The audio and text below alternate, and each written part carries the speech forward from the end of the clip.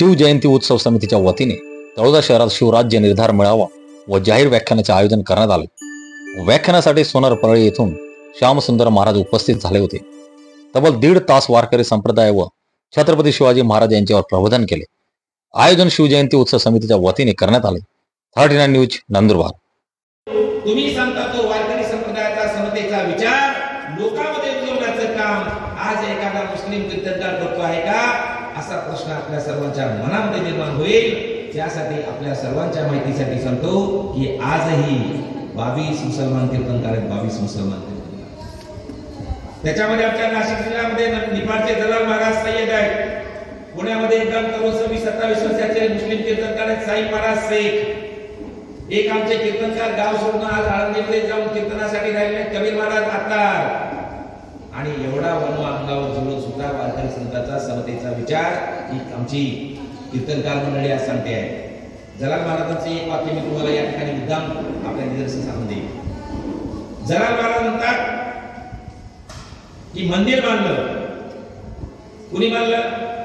देवाचं मंदिर आहे, कुणी बांधलं? देववरून रात्री आला आणि त्याने आपली एक जागा ठरवली आणि सकाळपर्यंत त्याने आपलं मंदिर उभं केलं। तर सगळे जे मंदिर आहे ते कुणी बांधले? देवाने बांधले, बरोबर आहे का? कुणी बांधले? माणसाने बांधले। मशीद बांधली, अल्लाहवरून आले आणि अल्लाहने मशीद बांधून टाकली, असं झालंय का? कुणी बांधली? माणसाने बांधली। म्हणजे मंदिर आणि मशीद, जलाल महाराजांचं वाक्य, मंदिर आणि मशीद ही जी काही कृती आहे, ही काही कलाकृती आपण त्यांना म्हणू, ही कलाकृती कोणाची? मंदिर आणि मशीद अल्लाहची देवाची का? नाही, माणसाची कलाकृती। मंदिर आणि मशीद कोणाची कलाकृती आहे? माणसाची कलाकृती आहे। आणि मुस्लिम असो की हिंदू असो, जो धार्मिक माणूस आहे तो माणूस हा कोणी निर्माण केला म्हणतो आपण? हिंदू म्हणतात देवाने निर्माण केला, इस्लाम कदाचित म्हणत असेल, मला त्याचा फार अभ्यास नाही, पण ते अल्लाहकडून आला असं म्हणत असो, बरोबर की नाही? मग ही जर कलाकृती कुणाची आहे? देवाची किंवा अल्लाहची आहे। माणसानं निर्माण केलेली मशीन माणसानं पाडली म्हणून माणसाला राग येत असेल, माणसानं निर्माण केलेलं मंदिर माणसानं पाडलं म्हणून माणसाला राग येत असेल, तर देवानं अल्लाहनं निर्माण केलेलं हे शरीर जर तुम्ही एखाद्या मंदिर आणि मशिदीसाठी तोडत असाल, तर ते तुमच्या अल्लाहला किंवा देवाला किती राग येईल, तो तुमच्यावर किती नाराज होईल। आणि तो जर नाराज व्हायचा नसेल तर तुम्ही मंदिर मशिदीवर माणसं मारणं बंद केलं पाहिजे। हे आज एवढा विद्वेषाचा वनवा अंगावर झेलून म्हणजे जलाल महाराज सय्यद सांगतायत। आणि म्हणून वारकरी संप्रदाय कुठला एका जातीचा नाही, तसाच तो कुठला एका धर्माचा नाही। काय सांगायचं म्हटलं तुम्ही?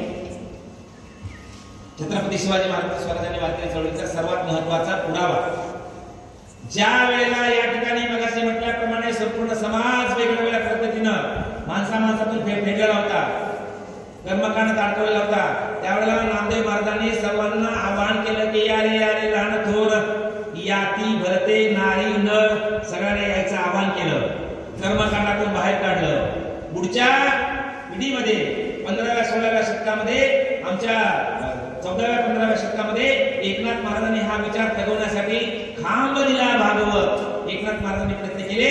आणि 16व्या शतकामध्ये अत्यंत बंडखोर तुकाराम महाराजांचा एक संत निर्माण झाला। आणि ज्या संतांनी या ठिकाणच्या लोकांच्या मध्ये जागृती केली आणि छत्रपतीचं स्वराज्य पूर्ण झालं, वारकरी संप्रदायाचं काम संपलं।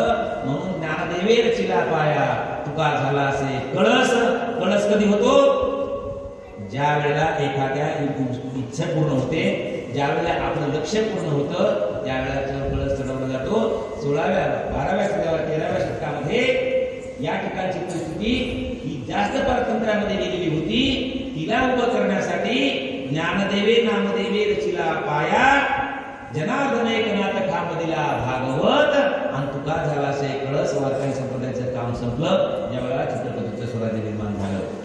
आणि म्हणून आज आपल्या कानावर धर्मयुद्धाच्या गोष्टी येतील, आपल्या सर्वांना धर्मासाठी लढायला सांगितलं जाईल। तुम्ही धर्मासाठी लढा, धर्म तुम्हाला वाचवेल असं तुम्हाला सांगितलं जाईल। त्यावेळेला आपण सावध झालं पाहिजे आणि धर्मयुद्ध केलं पाहिजे। तुम्हाला महाराज आतापर्यंत तुम्ही वेगळं सांगितलं, आपण कोणत्याने धर्मयुद्ध केलं पाहिजे असं कसं काय? नाही, आपण धर्मयुद्धाची परंपराच आहे ना।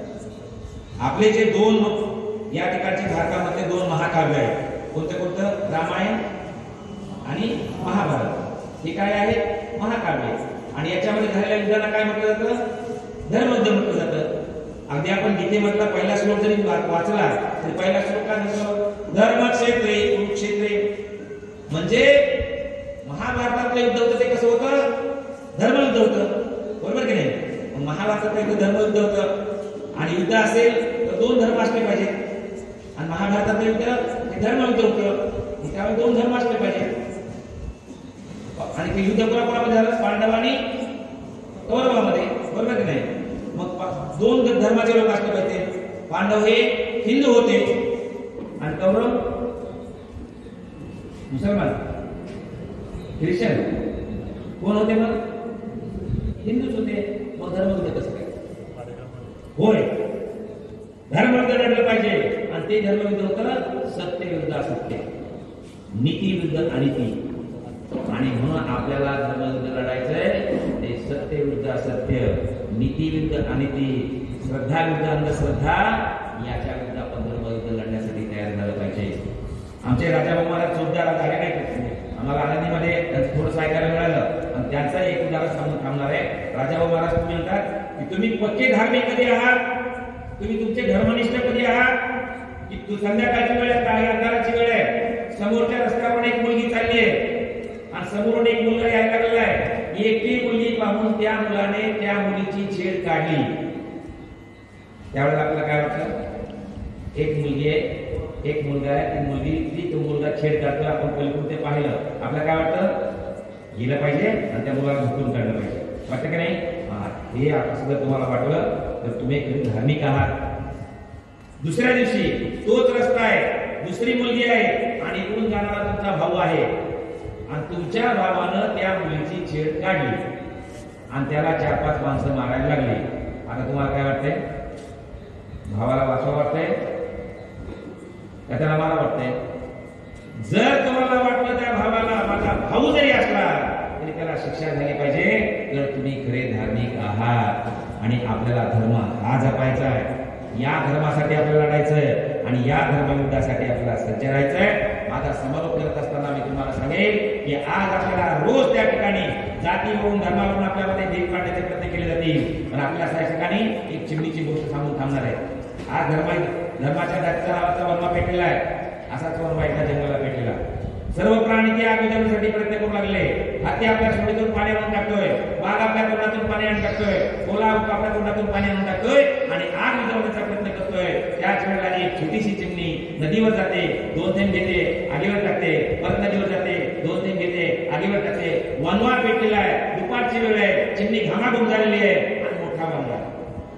एवढ्या वण्यामध्ये एक चिमणीची झालेली धावपळ पाहून हातीला हसू येतं आणि हाती म्हणतो, बाई चिमणीबाई, अगं एवढा मोठा वनवा पेटलाय आणि या 2 थेंब पाण्यात ते आग विझणार आहे का? आणि ती विझणार नसेल तू कशाला प्रयत्न करतेस? त्यावेळेला चिमणीने दिलेले उत्तर आहे ना, ते उत्तर फार महत्वाचं आहे. चिमणी म्हणाले, हाती दादा, माझ्या या 2 थेंब पाण्याने हे आग विझणार नाही याची मला पूर्ण खात्री आहे. पण हाती दादा, ज्या वेळेला या आगीचा इतिहास लिहिला जाईल त्यावेळेला माझं नाव आग लावणाऱ्यांच्या यादीत नसेल, नुसतं पाहणाऱ्यांच्या यादीत नसेल, तर आग विझवण्यासाठी ज्यांनी ज्यांनी प्रयत्न केले त्या प्रयत्न करणाऱ्यांच्या यादीमध्ये माझं नाव आहे.